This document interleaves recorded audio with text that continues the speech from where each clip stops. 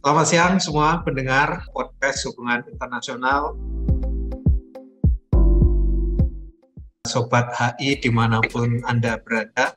Kali ini kita jumpa lagi di podcast kita yang dikelola oleh Departemen Ilmu Hubungan Internasional Universitas Gadjah Mada.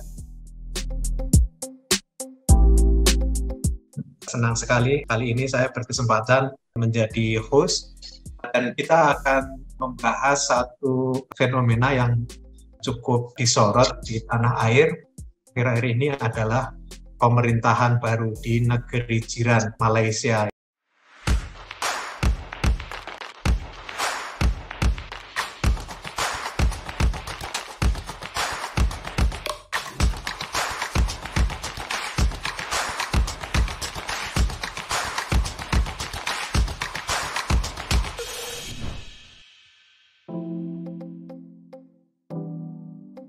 Dan di sini kita senang sekali kita kedatangan tamu, walaupun ini tamunya secara online ya. Berkat teknologi kita bisa berjumpa dengan Dr. Suyatno Ladiki, biasa dipanggil Pak Yatno. Apa kabar Pak Yatno? Kabar baik, tapi kurang baik sekarang ini sebab kami siaga banjir. Oh, wah Ya, ini jadi hujan cukup deras. ya, kampus hari ini tutup karena banjir dan ini hujan pun tak berhenti. Semoga suara saya bisa didengar ya. Harapannya begitu karena beberapa tetangga di belakang sudah mulai masuk air. Tapi rumah saya agak tinggi, oke lah, mudah-mudahan nggak apa-apa. Ya, kita berharap semuanya Ya, semoga hujan deras di Malaysia pada hari ini di Terengganu terutama itu justru menghadirkan rezeki ya bukan mara bahaya. ya, jauh.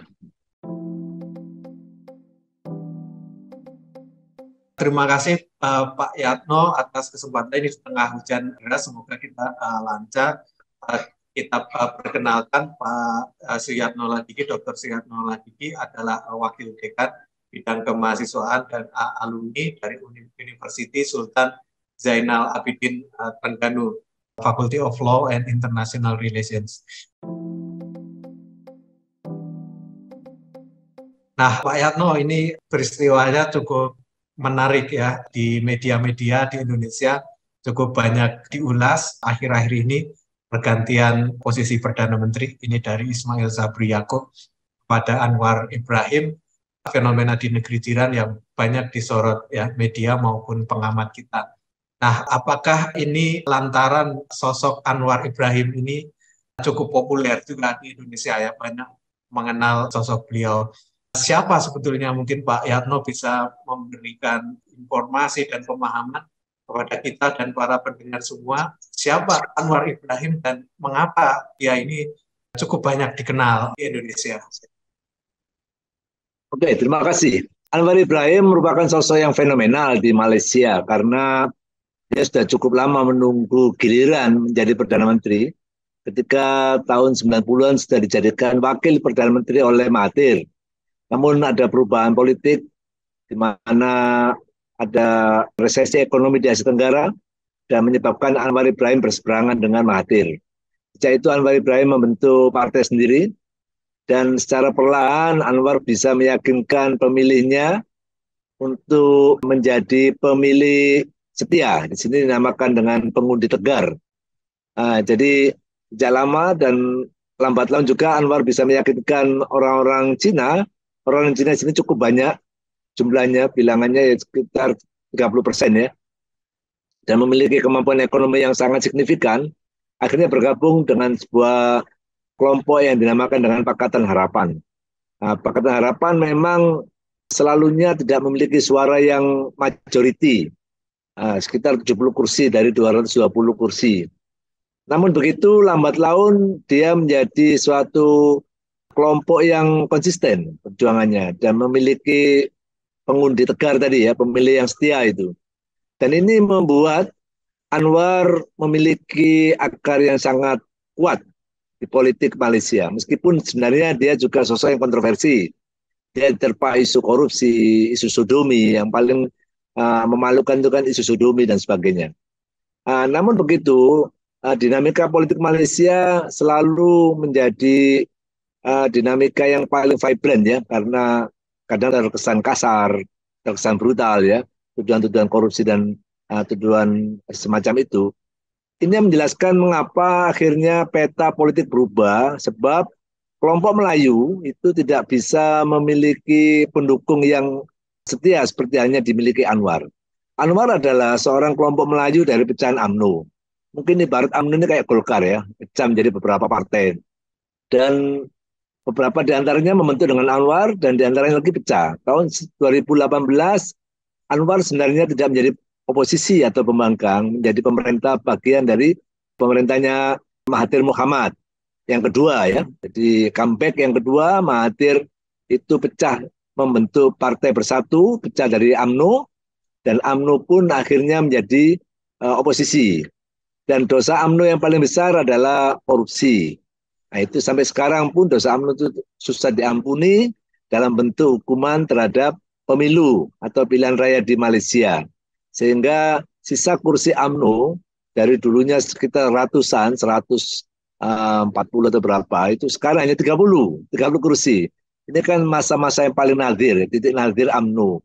Dan UMNO memang pecah beberapa kali, diantaranya menjadi Bersatu, dan Bersatu sekarang menjadi kumpulan yang berbeda, yaitu Perikatan Nasional, dipimpin oleh dulu pimpinan UMNO juga, bekas Perdana Menteri Tan Sri Muhyiddin. Nah, sekarang jadi fenomenal karena apa? Karena selama 5 tahun ini Malaysia tidak pernah stabil. Ya, bagaimana declaration tentang lockdown, bagaimana declaration tentang pengambil alihan kuasa, bagaimana tiba-tiba ada stepping ya, orang menikam dari belakang, pindah partai dan sebagainya, itu menjadi gejolak yang tak henti, menyebabkan ekonominya menjadi stagnan. Dan penanganan COVID pun juga jauh lebih buruk daripada negara-negara tetangga. Dan ini menyebabkan Malaysia menjadi frustrasi ya pemilihnya. Dan pemilu kemarin itu menunjukkan tidak ada pemenang mutlak sebenarnya ya. Jadi semuanya akhirnya menjadi satu partai yang bergantung satu sama lain. Hanya saja negarawan dan politikus Anwar ini kan kalibernya sudah sangat tinggi. Mampu meyakinkan UMNO untuk bergabung, yaitu Barisan Nasional bergabung. Padahal dalam sejarahnya UMNO punya slogan yang sangat kuat, yaitu no DIP, no Anwar. Nggak mau kerjasama dengan DAP, Partai Cina itu, dan nggak mau ada Anwar. Nah, ini kan cara meyakinkan yang luar biasa.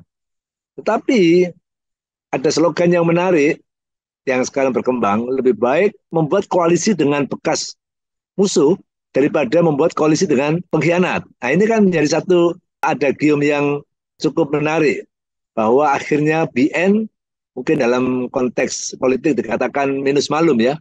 BN akhirnya dihadapkan pada pilihan terbaik dari yang terburuk. Kalau sampai UMNO dan BN ini memilih Perikatan Nasional, maka dia harus selingkuh dengan bekas pengkhianatnya. Nah, tapi kalau dia harus bergabung dengan PH atau Pakatan Harapan, maka dia harus bergabung dengan bekas musuhnya. Nah, isu ini menjadi isu yang digoreng cukup efektif oleh kelompok Pakatan Harapan, dan akhirnya mau tidak mau BN memilih bergabung dengan Pakatan Harapan. Meskipun ada juga keinginan untuk menjadi pembangkang, tapi agak susah karena dia tidak bisa berdiri sendiri. Sistem parlementer di Malaysia ini kan hanya ada dua kelompok ya, kerajaan atau pemerintah di satu sisi dan pembangkang atau oposisi di sisi yang lain. Maka BN harus memilih. Yang kedua, BN juga punya kepentingan untuk reorganize kehancuran partainya, jadi dia ingin stable masuk pemerintah, sehingga dengan kuasa politik bulan depan untuk mesuarat agung UMNO itu saya rasa menjadi satu bekal untuk menyatukan suara.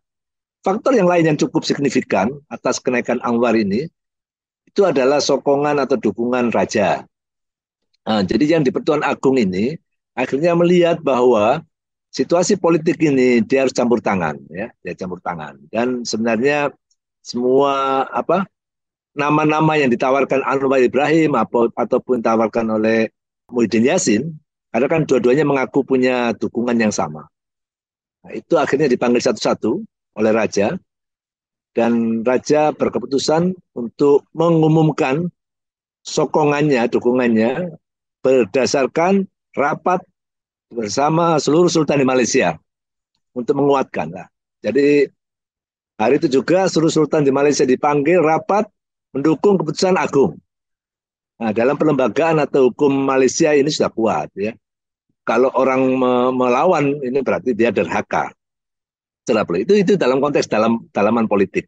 Nah, jadi mengapa Anwar fenomenal? Karena ya sudah puluhan tahun menunggu menjadi Perdana Menteri. Istilah di Malaysia itu daripada PM tepi menjadi PM10. Nah, daripada itu dari Perdana Menteri pinggiran ya PM tepi ya, kayak kita bahasa media sosial menjadi Perdana Menteri ke-10. Ini sebuah perjalanan yang memang fenomenal. Dan terlepas dari kasus yang ada, itu banyak sekali orang mempertanyakan ya, seperti teman-teman di Indonesia, mengapa Anwar itu punya kasus sodomi, bisa menjadi Perdana Menteri. Ya, jadi sistem hukum di Malaysia sepanjang raja itu mengampuni, maka dia akan suci. Nah, karena raja memiliki pertimbangan bahwa kasus ini perlu diampuni atau tidak. Itu berarti raja punya hak sepenuhnya. Kalau di Indonesia mungkin istilahnya seperti gerasi ya, sebagai kepala negara. Jadi suci ya, dia nggak bersalah. Nah, orang Malaysia percaya itu. Nah, lembaga raja di Malaysia ini kan masih dipercaya, diakui. Jadi ini yang menolong Malaysia dari kebuntuan politik. Nah, sekarang ini Anwar ditolong oleh dua situasi tersebut. Ini untuk sementara penjelasan saya, Mas Rum. Ya, terima kasih Pak Yatno, penjelasan yang sangat menarik. Artinya kita lihat terjadi perubahan konstelasi politik di dalam politik domestik Malaysia, di mana BN sendiri juga terpecah menjadi beberapa kelompok, salah satunya yang besar Perikatan Nasional dan juga Barisan Nasional. Dari situ ada friksi di antara mereka yang menjadikan posisi Pakatan Harapan punya prospek yang lebih besar. Saya kira tadi juga cukup disentuh perjuangan Anwar Ibrahim. Banyak kalangan menilai bahwa isu-isu atau kasus-kasus yang ditimpakan pada dirinya setelah campaign reformasi pada tahun 98 banyak sekali bermuatan politik, terutama kasus tuduhan korupsi dan juga tuduhan sodomi dianggap sebagai kasus-kasus yang sangat bernuansa politik, sehingga mengkekalkan karakteristik Anwar sebagai pejuang demokrasi. Nah, ini saya kira yang cukup influensial dan masyarakat Asia Tenggara mengamati isu ini dekat-dekat.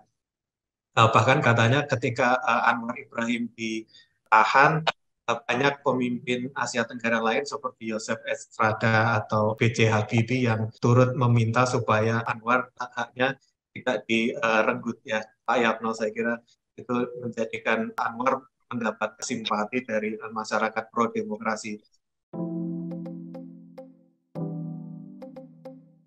Bagaimana dengan karakteristik pro demokrasi atau merepresentasikan aspirasi demokrasi? Apakah di dalam negeri Malaysia Anwar Ibrahim masih menjadi salah satu tokoh yang mempresentasikan itu, Pak Yatno? Iya, saya sepakat itu. Memang Anwar dikenal konsisten ya untuk memperjuangkan demokrasi. Dan dia terkenal dengan ide-idenya yang cukup reformis. Maka dia membawa ide reformasi Indonesia itu kan ke Malaysia. Hanya masa itu waktu itu kan tidak kontekstual ya, sehingga mengalami banyak kegagalan. Namun Anwar konsisten. Sehingga awal dia memerintah pun sudah nampak angin segar bagi demokrasi di Malaysia. Berbeda dengan sebelumnya, Anwar sudah mulai memberikan banyak kebebasan kepada pers dan sebagainya. Berbeda dengan sebelumnya. Jadi itulah kelebihan Anwar ya. Sebagai saya rasa personality and politics Anwar memang dia hebat lah. Dia hanya boleh kalah oleh Mahathir sebenarnya. Hanya Mahathir itu kan dimakan usia saja. Tapi saya rasa yang kedua ini Anwar lah yang terhebat. Yang lain saya rasa tidak memiliki kaliber seperti Anwar ya. Anwar Musa, kemudian yang lain, Kuli dan sebagainya, Tengku Razali. Jadi ini pandangan saya. Pandangan saya yang menyebabkan yang kedua Anwar kan disukai pasar ya. Anwar disukai pasar. Sebab dia terkenal dengan ide-ide demokrasi yang sangat pro Barat, sehingga ketika Anwar belum terpilih, itu ringgit itu jatuh satu ringgitnya $1 itu 4,8. Nah, ketika saya mau transaksi itu saya kata kepada PA saya bahwa saya menunggu Anwar terpilih karena saya yakin ringgit akan turun. Dan betul begitu terpilih hanya selisih 1 hari saja itu dari 4,8 menjadi 4,2. Nah, itu kan memang menandakan bahwa Anwar itu disukai pasar. Dan demokrasi and market ini kan di dunia ini kan juga berjalan seiring ya, berjalan seiring. Ini menjelaskan saya percaya ke depannya Anwar ini mampu membawa demokrasi yang lebih progresif sebab di Malaysia demokrasinya masih banyak sekali dipengaruhi oleh demokrasi yang konservatif, yang orang kata sekarang itu politik identitas dan sebagainya. Di sini masih kuat ya. Melayu itu kan sebenarnya mayoritas secara politik, tapi kan pecah menjadi beberapa, di antaranya pecah menjadi Anwar, pecah menjadi kelompoknya Zahid, UMNO, pecah menjadi kelompoknya Muhyiddin. Nah, itu kalau sebenarnya digabungkan ya juga sekitar 60% ya kan. Dan belum lagi pecah menjadi kelompoknya PAS ya, Partai Islam. Sekitar 60%, 70%. Yang kita ketahui, yang solid itu kelompok Cina ya. Kelompok Cina itu kursinya itu tidak pernah berubah dari 40. Mulai tahun 2000-an sampai sekarang. Jadi dia konsisten. Tapi yang pecah ini kan yang Melayu. Dan ini menjadi tantangan bagi Anwar, bagaimana dia mulai merangkai. Dia tidak menunjukkan permusuhan yang ketat, ya. Dia selalu mengembalikan kepada konstitusi, tuduhan-tuduhan dan sebagainya. Oke lah, kita jalankan konstitusi. Jadi dalam pandangan saya, memang saya percaya Anwar bisa membawa suasana demokrasi yang lebih baik bagi Malaysia. Baik, Pak Yatno, ini kan kalau kita lihat laporan terbaru ya dari The Economist, misalnya di Index of Democracy tahun 2021, nampaknya menempatkan Malaysia ini sebagai negara di Asia Tenggara dengan performa yang paling tinggi, ini di atas Timor Leste dan juga Indonesia. Ditambah lagi dengan sekarang ini dengan terpilihnya seorang tokoh yang sangat lekat dikenal sebagai pemimpin oposisi, sekarang menduduki jabatan sebagai pemerintahan. Tadi Pak Yatno sebenarnya sudah menyampaikan tahun 2018 Anwar Ibrahim pernah di pemerintahan juga ya, di kabinetnya Mahathir. Tapi apakah kita bisa mengatakan bahwa ini adalah satu proyeksi baru bagi demokrasi di Malaysia? Tentu ada limitasinya. Tadi Pak Yatno menyampaikan misalnya etnik politik nampaknya masih sangat kental ya Pak Yatno di sana, berbeda dengan misalnya di Indonesia etnik politik tidak pernah menjadi komoditas dalam pemilihan umum, tapi nampaknya di Malaysia itu masih kita rasakan. Nah, apakah dengan tren baru ini performa Malaysia yang cukup ada improvement ini akhirnya nanti bisa membawa perubahan di dalam negeri gitu Pak untuk demokrasi? Ya, mungkin ada perlu saya tambahkan lagi, mengapa Anwar begitu disukai orang Indonesia, itu karena memang sejak tahun 70 ketika dia menjadi mahasiswa, dia sudah rapat dengan Nurcholish Madjid, Imaduddin dan sebagainya. Dia juga sudah dekat sekali dengan HMI ya. Bahkan dia membuat organisasi Permiat kalau nggak salah itu, Persatuan Mahasiswa Islam Asia Tenggara. Di mana dia menjadi sekjennya dan presidennya adalah Cak Nur. Itu yang pertama. Jadi awal mula Anwar dekat sekali dengan tokoh-tokoh demokrasi di Indonesia karena memang dia konsisten sejak muda. Bahkan ketika Anwar itu mau dipenjara, esoknya hari itu juga Habibie kan meminta dia untuk tidak balik Malaysia. Udahlah tidur rumah saja.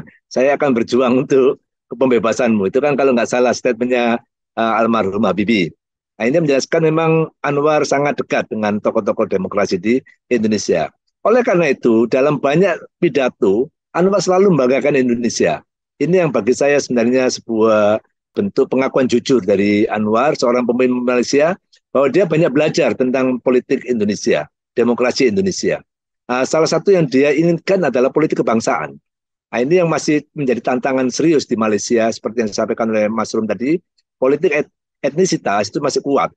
Ya, politik identitas juga masih kuat. Nah, di Malaysia ini menjadi hambatan. Dan bagi saya rasa Fukuyama kan sudah meyakinkan ya politik identitas nggak ada masalah asalkan untuk politik kebangsaan gitu. Politik identitas menjadi masalah kalau dia dipakai untuk kepentingan sesaat. Nah, itu kan begitu. Nah, Anwar meyakini ke depan politik kebangsaan Malaysia ini memang perlu diwujudkan. Makanya dia selalu mencoba untuk mengikatkan lagi apa rukun atau pilar negara Malaysia ini. Salah satunya adalah lembaga beraja. Ya, jadi kemudian yang lain adalah agama. Dan Anwar kan dianggap sebagai pemimpin yang tidak Islami ya, quote in quote, terutama oleh lawan-lawan politik di Pantai Timur ya, di tempat saya ini ya, di mana mayoritas partai Islam berkuasa, itu kan Anwar dianggap tidak Islami, sekuler. Tapi di hari pertama dia punya kekuasaan, dia undang semuanya ulama-ulama besar ya, untuk menunjukkan bahwa dia tidak alergi. Nah, bahkan pemikiran dia itu disampaikan. Orang lupa ya, kalau Anwar dikatakan sekuler misalnya, orang lupa yang membuat kebijakan baju kurung, kebijakan tudung di Malaysia itu adalah Anwar ketika dia menjadi Menteri Pendidikan. Nah, ini kadang-kadang kan rangkaian serangan politik identitas dan etnisitas ini kan masih kuat.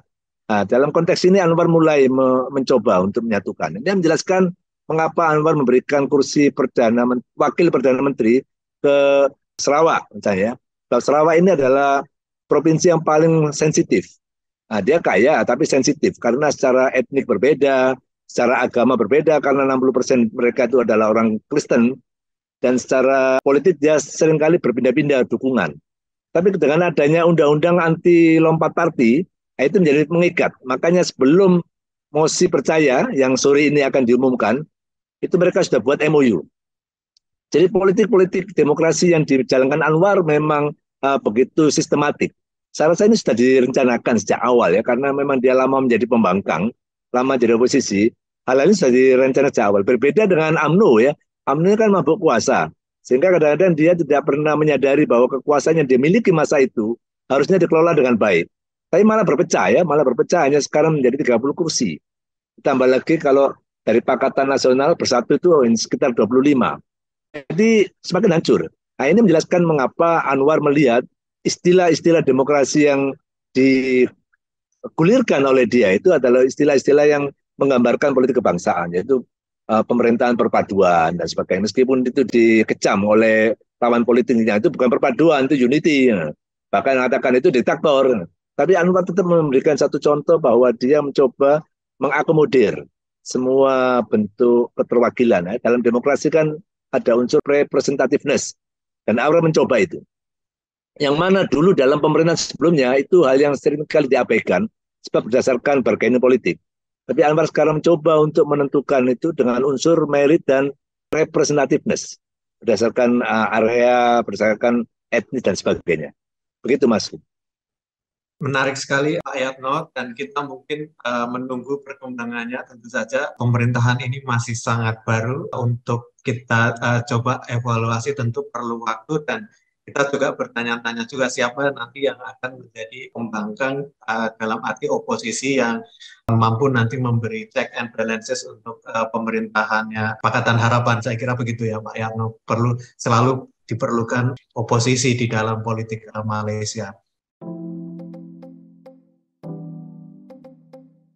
Nah, terkait dengan HI ini Pak, hubungan internasional, karena kita ada di podcast HI, tentu kita ingin mengetahui prospek hubungan dua hala dari kedua-dua negara, Indonesia dan juga Malaysia, negeri jiran kita. Dengan tadi Pak Yatno menyampaikan, misalnya saja Anwar Ibrahim punya hubungan yang cukup spesial nampaknya dengan banyak tokoh di Indonesia. Fenomena terpilihnya dia sebagai Perdana Menteri juga cukup banyak disorot di Indonesia. Bahkan salah satu pemimpin negara yang menelepon Anwar pertama adalah Presiden Indonesia ya. Dan Anwar pada pembicaraan itu mengatakan bahwa dirinya Anwar Ibrahim kekal menjadi sahabat sejati Indonesia. Nah, kita ingin tahu bagaimana implementasinya, apa kira-kira yang akan berbeda hubungan antara Malaysia dan Indonesia, dan juga mungkin karena Malaysia dan Indonesia ini adalah anggota ASEAN, apa yang nanti bisa kita ekspektasikan akan ada perubahan di sana. Ya, sebenarnya dalam konteks HI, hubungan Indonesia-Malaysia ini tidak pernah turun dalam titik nadir ya. Kalaupun ada apa itu naik turun itu adalah hal yang diapi-apikan oleh media. Sebab orang Malaysia pun masih mengakui bahwa sedangkan lidah boleh tergigit. Nah, jadi artinya hubungan adik-beradik itu boleh saja ada perbedaan pendapat. Artinya apa? Artinya dalam konteks yang lebih besar, Malaysia tetap menganggap abang besarnya adalah Indonesia. Dan respeknya sangat besar. Misalnya bisa dilihat dari setiap kali Raja di Pertuan Agung dilantik, itu kan negara yang dikunjungi pertama kali adalah Indonesia. Nah, dan Indonesia pun juga merespon, selalu menjadi orang pertama untuk memberikan ucapan. Ini kan satu bentuk courtesy yang luar biasa dalam dunia HI. Dan dalam pandangan saya sebenarnya tidak ada yang berbeda dengan sebelumnya. Tetapi Anwar membawa warna yang lain jelas, karena Anwar sangat dekat dengan Indonesia. Misalkan Anwar ini memuji dengan jujur di depan orang-orang Malaysia bahwa batik Indonesia jauh lebih baik dari batik Malaysia. Ini kan satu bentuk pengakuan yang tulus bahwa sebenarnya hubungan, waktu itu masalah batik ya, klaim ke batik dan sebagainya, bahwa dia ingin menunjukkan apapun yang berlaku Indonesia tetap di depan dia. Dan dalam konteks ASEAN, saya masih meyakini style ini akan dibawa oleh Anwar. Apatah lagi Anwar begitu menghormati pemimpin-pemimpin Indonesia, terutama Jokowi. Dan harap diingat, Jokowi di Malaysia ini sekarang menjadi satu figur yang paling dikagumi. Ya, karena 5 tahun Malaysia mengalami ketidaktentuan ekonomi dan politik, akhirnya orang melihat Jokowi sebagai satu figur yang diinginkan ya. Bahkan banyak joke di Twitter dan sebagainya, kalau bisa Jokowi pensiun, jadikan Perdana Menteri di Malaysia. Nah, ini kan satu joke. Kemudian ditukar dengan para menteri-menteri korup yang tidak berguna. Nah, ini contoh betapa frustrasinya waktu itu sebelum memilih Anwar. Artinya apa? Artinya dalam konteks HI, saya percaya Malaysia akan follow apa yang dilakukan oleh saudara besarnya itu.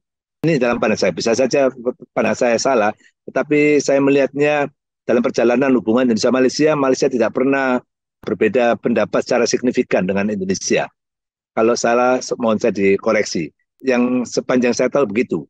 Dan Malaysia selalu menyetujui apa yang dibuat oleh Indonesia. Berbeda dengan Singapura ya. Malaysia sering berbeda pendapat dengan Singapura secara tajam.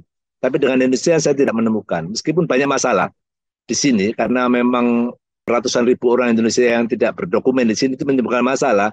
Tapi itu pun sebenarnya hanya riak kecil. Bukan sebagai representasi kebijakan yang diskriminatif dan sebagainya misalnya.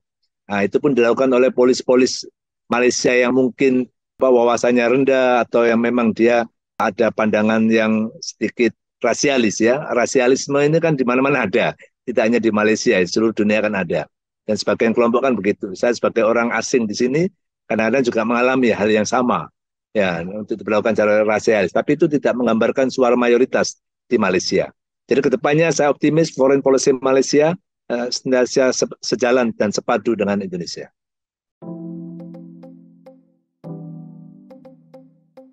Ya, Pak Yatno tadi menyinggung juga tentang migrant workers. Ini kita tidak bisa tutupi bahwa dari Indonesia banyak sekali rekan-rekan kita juga yang bekerja di Malaysia dan menjadi penting untuk memastikan para migrant workers, pekerja kita mendapatkan perlindungan yang maksimal. Ini beberapa waktu yang lalu kita mendengar satu ide misalnya dari Dubes Hermono misalnya, punya gagasan bahwa para employers ya, yang abusive itu nantinya tidak diberikan izin untuk masuk ke Indonesia. Artinya ini mungkin masih menunjukkan bahwa problem migrant workers ini menjadi salah satu isu yang paling utama. Nah, kita ingin mengetahui bagaimana pemerintahan yang baru ini atau Anwar Ibrahim sendiri menilai mengenai perlindungan migrant workers ini, bukan hanya dari Indonesia ya, tapi secara umum di Malaysia.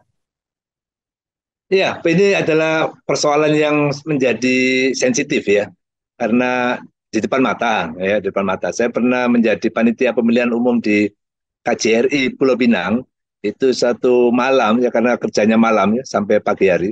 Satu malam pukul 2 itu ada pembantu yang dikejar-kejar polisi, kemudian lompat pagar masuk ke KJRI. Nah, di situ ada 90 orang yang semuanya bermasalah. Ya, jadi kalau saya mendengar itu satu hari itu saya stres. Hari berikutnya menjadi kebal, ya kan? Karena kelewat banyak masalah yang saya rasa pemerintah Indonesia agak kesukaran untuk menyelesaikan one by one ya. Itu di Penang ya. Belum lagi di Kuala Lumpur. Mungkin Mas Rum masih ingat ya, KBR itu kan memang gudangnya masalah. Di KL itu ya, begitu besar dan begitu banyaknya. Nah, problem ini kan sering kali juga disuarakan oleh kelompok-kelompok di Malaysia maupun academician. Dua negara harusnya jujur ya. Problem migrant worker ini kan pull and push faktor juga ada. Ya, jadi kalau didekati dengan perspektif korupsi, yang korupsi kan tidak hanya di Indonesia ketika dibuatkan KTP palsu, ya kan? Ketika dikirim dengan pembayaran, yang korupsi juga ada di Malaysia, yaitu di imigrasi, yaitu statement dari Wakil Perdana Menteri Muhyiddin Yassin dulu ya, ketika dia menjadi Wakil Perdana Menteri menyatakan lembaga yang paling korup di Malaysia itu adalah imigrasi. Nah, ini mau tidak mau menjadi satu PR yang sangat berat ya bagi kedua negara. Karena mafia ini kan tidak mudah memberantasnya. Jadi ini adalah persoalan yang saya rasa tidak akan pernah berhenti sampai kapanpun ya. Sampai kamu kecuali perubahan ekonomi di Indonesia boleh mengurangkan pull and push faktor tersebut. Nah, adapun ide daripada duta besar itu mungkin cukup bagus ya ide, tapi semestinya juga harus dikembalikan lagi pada konteks bagaimana status hukum seorang tersangka di Malaysia yang berbeda sekali dengan di Indonesia ya, karena di Malaysia menggunakan hukum British system, sementara di Indonesia kan Dutch ya, Belanda. Di mana orang kalau tersangka bisa dipenjara langsung kan, apalagi ancamannya 5 tahun ke atas langsung penjara.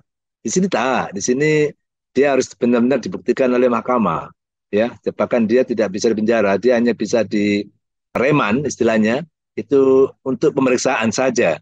Mungkin 5 hari atau 7 hari setelah itu dia akan dikasih pilihan untuk keluar dengan jaminan pembayaran. Sampai ditentukan tanggal kapan dia harus bersidang dan kapan dia harus masuk penjara atas vonis tersebut. Dalam konteks ini asas praduga tak bersalah kan juga sangat kuat di sini ya. Jadi tidak bisa serta-merta kalau tersangka ini urusan migran dianggap bersalah. Ini agak berbeda dengan di Indonesia. Dan ini menjadi perdebatan di Malaysia secara hukum. Apakah itu dimungkinkan? Saya rasa para pakar hukum perlu duduk bersama ya. Kita orang HI ini kan hanya melihat dari segi kulitnya saja bahwa ini ada dua pendekatan yang berbeda dalam melihat tersangka. Dan kalau dipaksakan tentu nggak ketemu ya. Jadi orang hukum internasional yang harusnya berbicara ya, daripada kita melihatnya daripada policy itu memang sangat baik untuk efek jerah ya, shock terapi. Tapi bagi saya itu hanya memadamkan api saja. Ya, dan saya yakin api itu akan muncul lagi kalau sumbernya tidak pernah ditemukan. Ya, sebab kasus-kasus yang pembantu di setrika itu juga kasus yang sangat banyak di blow up oleh media. Apakah media juga pernah menceritakan tentang kasus yang sebaliknya misalnya pembantu-pembantu yang kurang ajar ini ya kan? Sebab di KJRI, di KBRI itu ada banyak contoh. Dia masuk Malaysia ilegal, di sini buat ulah. Di sini buat ulah, di mana dia menggoda majikannya, di mana dia itu nyumpel anak majikannya dengan makanan, di mana anak majikan nggak mau makan, disumpel, itu banyak kasus. Tapi itu kan saya nggak pernah membaca ya, saya nggak pernah membaca kisah itu. Tapi saya mendengar sendiri dari kasus itu di konsulat misalnya ya. Jadi kalau kita hanya pusing atau muter-muter saja dengan kasus per kasus itu, nggak akan selesai. Saya setuju dengan ide itu, sekiranya itu memang disepakati bersama. Dan saya lebih berharap lagi persoalan ini diselesaikan dari akar umbi atau akar masalahnya sebenar. Kalau enggak hanya memadamkan api saja. Itu saja, Mas. Ya, dan pendekatan yang harus diambil juga pendekatan yang mengedepankan asas-asas kemanusiaan juga saya kira Pak Yatno ya. Ini harus betul-betul didiskusikan oleh kedua belah pihak dan juga masyarakat sipil juga harus punya kelibatan di dalamnya. Nah, dengan karakteristik tadi yang sudah diproyeksikan oleh Pak Yatno tentang pemerintahan baru Malaysia, apakah Pak Yatno melihat banyak ruang bagi Indonesia dan Malaysia untuk berkolaborasi lebih lanjut? Sebelumnya di bidang politik internasional, misalnya di ASEAN, Indonesia, Malaysia, dan Singapura menjadi inisiator bagi dialog yang cukup intensif untuk membahas isu di Myanmar yang pada akhirnya lahir 5-point consensus, tapi kita lihat sampai saat ini nampaknya implementasinya belum cukup baik. Apakah ini nantinya bisa didorong lebih baik lagi Pak Yatno? Ini salah satu peluang kolaborasi. Saya kira ada banyak sekali peluang-peluang yang lain untuk kolaborasi bagi politik luar negeri Malaysia maupun Indonesia. Ya, mungkin saya akan pecah menjadi dua ya, politik internasional dan ekonomi internasional. Ini adalah ruang di mana sebenarnya kita bisa berharap Anwar lebih agresif. Secara personality and politik tadi kan saya sebutkan Anwar berbeda dengan Muhyiddin, berbeda dengan Najib, ataupun dia berbeda dengan Ismail Sabri yang sangat kalem itu ya. Anwar agak agresif. Saya meyakini agak berbeda style politik luar negeri Anwar berbanding sebelumnya. Saya rasa dia mirip Mahathir ya, Mahathir yang penggal pertama atau jabatan yang awal-awal itu yang cukup agresif. Sebab itu ciri dari Malaysia untuk mengembalikan lagi peranannya di persada internasional politik. Nah, tapi itu tadi karena Anwar ini berbeda dengan Mahathir dalam sejarah karir politiknya, di mana Mahathir tidak begitu dekat ya, tidak begitu dekat dengan orang-orang elit politik di Indonesia.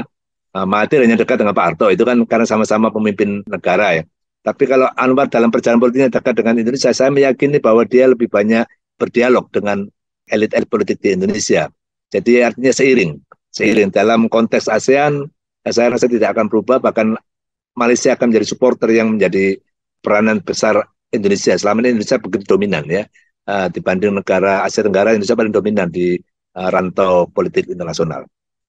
Dalam konteks ekonomi, yang menarik, ada student saya yang bekerja di MITI. MITI ini Malaysian International Trade ya. Jadi Kementerian Perdagangan Internasional lah ya. Itu sudah merencanakan, tengah mengumpulkan peluang-peluang kerjasama dengan pemerintah Indonesia dalam konteks IKN di Kalimantan. Ini sudah dirancang dalam beberapa bulan terakhir ini. Bahkan saya mungkin diundang bulan depan ini untuk ke MITI berbicara tentang IKN, karena memang MITI serius sekali untuk berperanan berinvestasi di IKN, khususnya dalam konteks kedekatan dengan Provinsi Sabah. Ya, di mana waktu IKN diumumkan itu kan ada 30 politisi Sabah, dari Sabah itu datang ke IKN dan berharap pemerintah memiliki akses infrastruktur yang menyebabkan Sabah itu kecipratan ya, atau trickle down efek dapat lah. Dan itu disauti oleh MITI. MITI ini serius sekali. Saya tidak tahu bagaimana agendanya, tapi yang jelas saya membaca beberapa dokumen yang diberikan student saya, dia memang menyiapkan, mengumpulkan semua informasi apa yang sekiranya bisa diinvestasikan di sana. Jadi harapan kita dalam Malaysia nanti banyak investasi di IKN. Ini contoh ya, contoh betapa sebenarnya sangat ke depan ya. Malaysia sangat ke depan melihat Indonesia. Terutama juga melihat bagaimana kerjasama dengan Indonesia di sektor yang lain. Ini kononnya juga mau ditingkatkan. Ini Anwar ini kan memang masih belum memberikan banyak sinyalemen yang jelas, karena dia konsolidasi politiknya kan bulan ini. Bahkan dia kan nggak pergi ke Brussel. Yang belen-belen nggak pergi ke Brussel hanya untuk konsolidasi politik. Sebab untuk hari ini penentuannya, sore ini, kalau memang sah, resmi, memang dia baru memiliki legitimasi yang sangat kuat di Raja maupun di Parlemen. Begitu, Mas. Terima kasih Pak Yatno, waktu jualah yang memisahkan kita. Kita telah sampai di akhir durasi episode ini. Banyak hal bisa kita pelajari dari apa yang disampaikan oleh Pak Yatno, situasi terkini di Malaysia dan juga analisis beliau yang sangat menarik. Kita tentu saja berharap untuk kemajuan kedua negara. Malaysia ini salah satu negara yang sangat penting bagi Indonesia, sahabat dan juga jiran, di mana kita punya ruang untuk kolaborasi bersama. Dan Pak Yatno tadi sudah menyampaikan peluangnya ada di baik di politik luar negeri maupun juga di ekonomi internasional ya, perdagangan, investasi dan lain sebagainya. Peluangnya sangat besar dalam kolaborasi ke depannya. Kita berharap ke depan tentu kerjasama ini terintensifikasikan baik secara bilateral maupun secara regional melalui ASEAN. Pak Yatno, terima kasih atas waktunya. Ini perbincangan yang sangat menarik di tengah hujan ya. Harapannya bisa kita sambung dengan pembicaraan-pembicaraan lainnya. Nah, para pendengar kalian, demikian diskusi kita dengan Pak Yatno, pembicaraan yang sangat menarik.